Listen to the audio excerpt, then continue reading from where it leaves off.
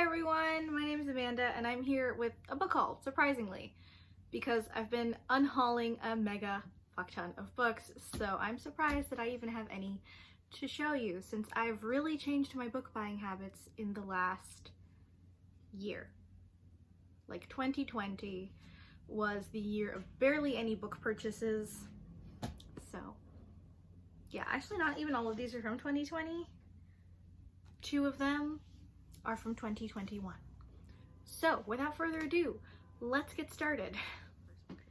The first book I got is Fangirl the manga by Rainbow Rowell, and it's adapted by Sam Maggs and illustrated by Gabby Nam. I should really stop trying to read without my glasses, but it's fine. So yeah, this is basically just exactly what it sounds like. It's a manga adaptation of Fangirl. I really love it. I'm a big fan of the book. It's one of my favorite books. So when I heard the manga was coming out, you already know I had to pick it up. I read it the first day I got it and I finished it, and I was so sad to realize that it's part 1. There's a part 2 that hasn't been released. Like, this left off, I think, a quarter of the way into the story, so I'm very impatiently waiting for the next book because I really like the way everyone is drawn. My favorite characters are Reagan and Ren. I love the way they're drawn. I mean, I love Kath, obviously, but I like Ren's pixie cut a lot, and I just love the way Reagan looks. They drew her exactly like how I imagined her. She's chubby and pretty and adorable, and I love it. It's just so good. I don't like the way they drew Levi. Like, he looks so young compared to how he's described in the book with his like beginning to recede hairline and stuff like that. So yeah, that's my only gripe. But other than that, I really love this book and I cannot wait for the second one. So then, of course, I picked up a Carrie Maniscalco book, because who would I be if I didn't pick up a Carrie Maniscalco book? So you've probably seen this everywhere, and that's Kingdom of the Wicked by Carrie Maniscalco. This is her new series, her new book in her new series that's about witches? I don't even know. I just know that it was set to come out in October, and I picked it up, I'm pretty sure, on release day or something like that. I wasted no time picking this book up because you guys know she's my favorite author. I am trash for her. I love her to pieces. And this is the beautiful Barnes & Noble exclusive edition that comes with probably a short story inside. I don't know.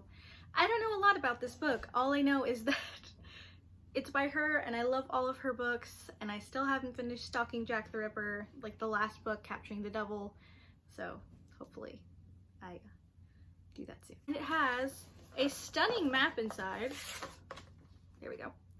What I did not know is that all the areas are like, they're connected with the 7 deadly sins, which I did not know till I opened the book and looked at the map.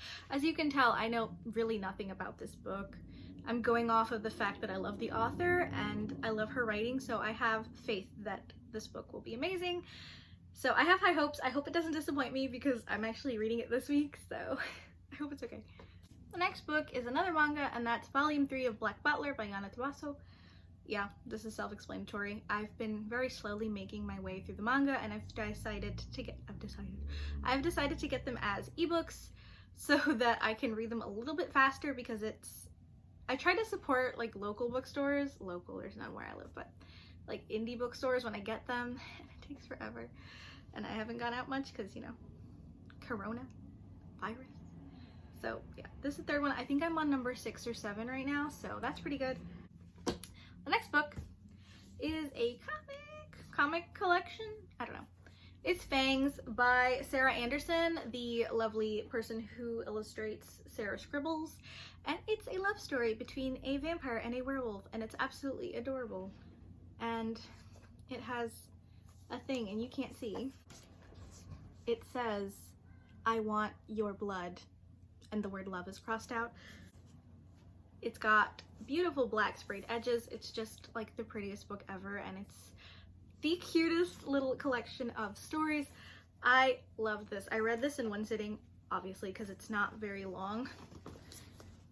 Let's see, can you guys see that? Yeah, like it just has like comic strips.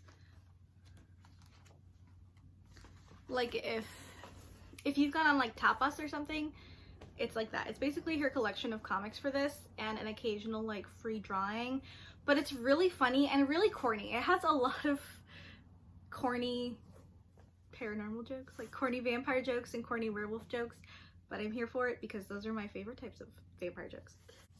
And it just has like illustrations of super tender moments, and I adore this book, and I plan on rereading this a lot because it's just an instant boost of serotonin. Honestly, I feel like we don't get a lot of vampire books anymore because, I don't know, Twilight killed them all or something. Nobody likes talking about vampires anymore. And if y'all were here before my name changed, you already know I'm vampire central. I like vampires. So when I saw this on Amazon, I asked for it for Christmas, and my mom was nice enough to get it for me, and now it's part of my book hoard where it will live forever, and I will cherish it until I die and go into the ground. Okay, that got morbid. I'm so sorry, that got so morbid. I don't know what I'm doing. I'm very out of the filming.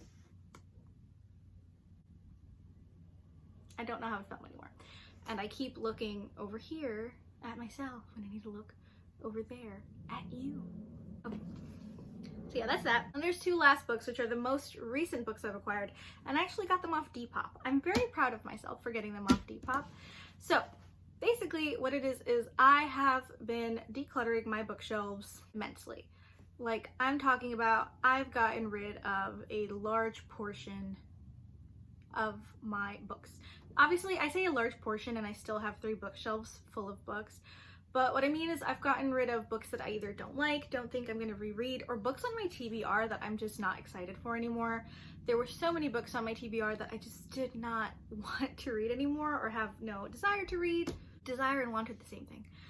I just wasn't excited to read them anymore, so I thought they should get a new home. So I opened a Depop shop that I will link in the description below if you're interested. There's lots of books still listed up there.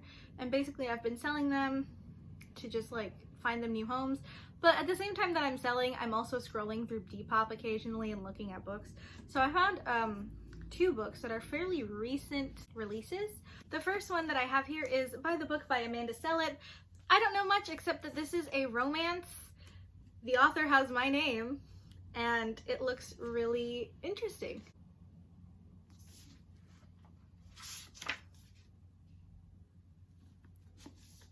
Here, I'll read you the synopsis to the best of my ability. It says, as a devotee of classic novels, Mary Porter Malcolm is a walking encyclopedia of mistakes that have been made, especially by her favorite literary heroines. So when some new friends seem in danger of falling for the same tricks employed since the days of Austen and Tolstoy, Mary starts compiling the Scoundrel Survival Guide, using archetypes of literature's debonair bad boys to spot red flags in the dating department. But despite her best efforts, she soon finds herself falling for a supposed cad, the same one she warned her friends away from.